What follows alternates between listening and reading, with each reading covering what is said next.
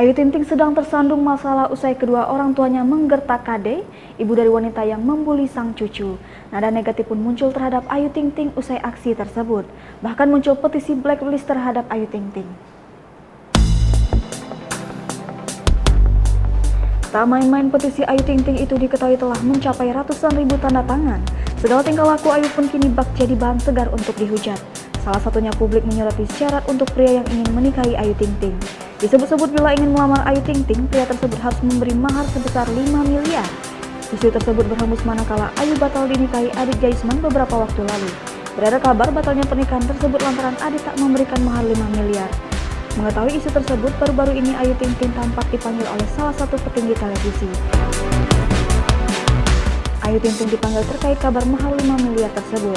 Atik Nur Wahyuni adalah direktur utama Trans TV yang memanggil dan menginterogasi janda satu anak ini.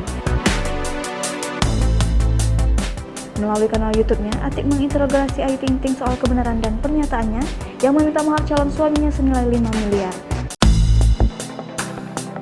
Saat menjadi bintang tamu di kanal YouTube Atik, Ayu Ting Ting membeberkan semua fakta terkait pernyataan mahar 5 miliar yang menurut isu itu adalah permintaan Ayu sendiri.